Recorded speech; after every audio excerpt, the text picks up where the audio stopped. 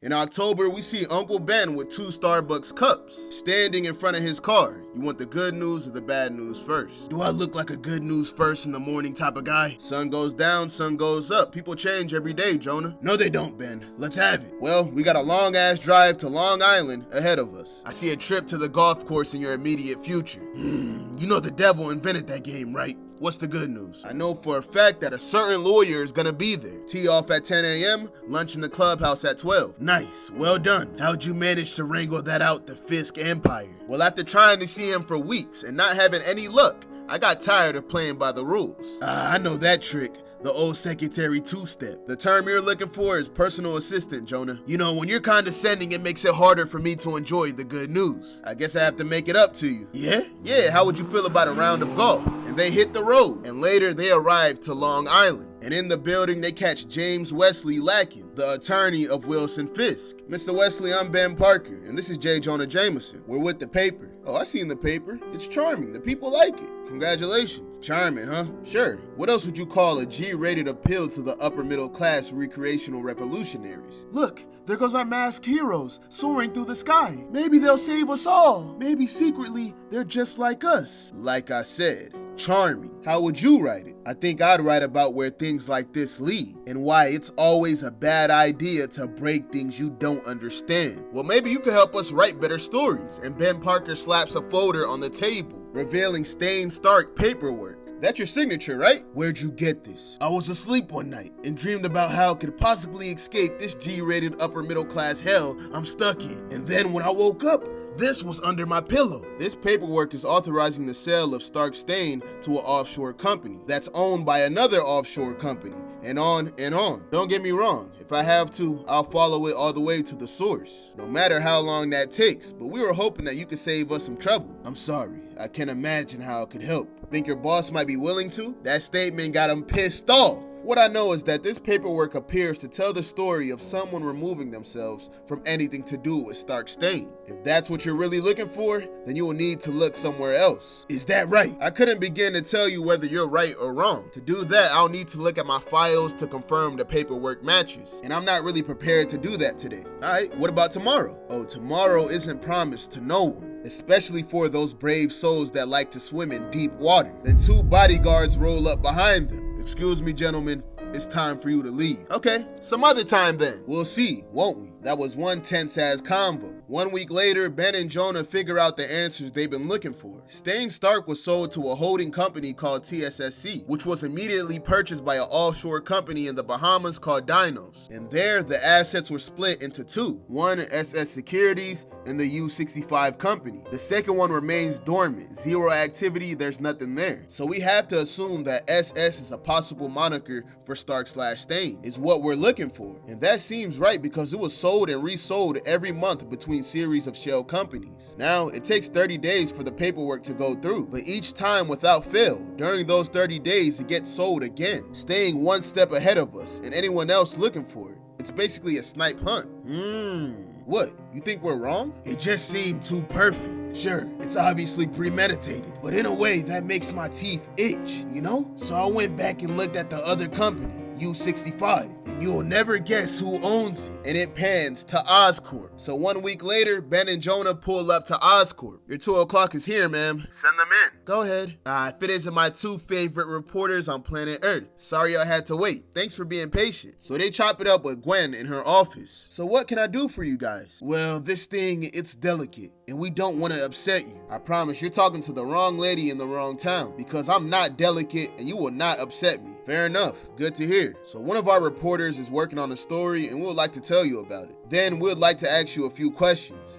Okay, I'm intrigued. Let's hear it. Last November, Stain Stark was sold off on the cheap. And then, as far as we can tell, it was sold and resold to several faceless companies before eventually being bought by a company inside Oscorp's umbrella. This obviously implies that you own it, and that's the story we're working on. What's the name of the reporter working on the story? Well, that's an interesting question, no doubt. We can talk about that, but first, we have a few of our own. And he pulls out a recorder and starts recording. Who arranged the deal to buy the company? Why are you working so hard to hide the fact that you own Stain Stark? What happened to all that technology? Why do all these things coincide with people suddenly flying around in armored suits? And finally, We are wondering if you are the one secretly financing all of that. Care to comment? Sure. I want my money back! Cause if y'all remember, she funded the paper. Now they low-key on her ass. Later, we see Ben at the crib with the Parker family. Richard and Peter are going at it in a game of chess. Thanks again for having me over. Family dinner is always the highlight of my week. Yeah, of course. I know we normally do weekends, but I thought you would need it. I'm sure today was a little rough. And why would you think that? Gwen called me. Oh,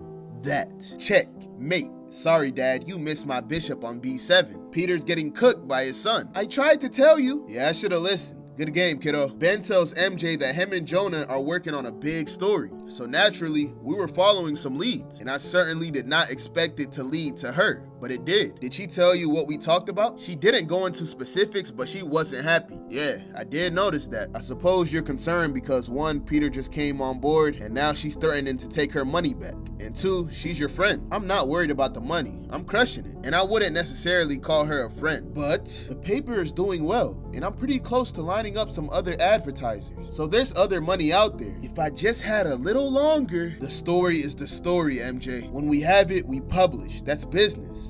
Do you have anything you would like to add, Peter? Hey, I just take the pictures and collect unemployment. We just want you to be sure because this could blow up everything you guys have done. And Gwen's also a client and she wanted me to ask, so I'm asking. How long until you run the story? Tell her she has a week. 2 days later, we see Harry at the paper. And he walks in the building to talk with Jonah and Ben. Hello. They start smiling at each other.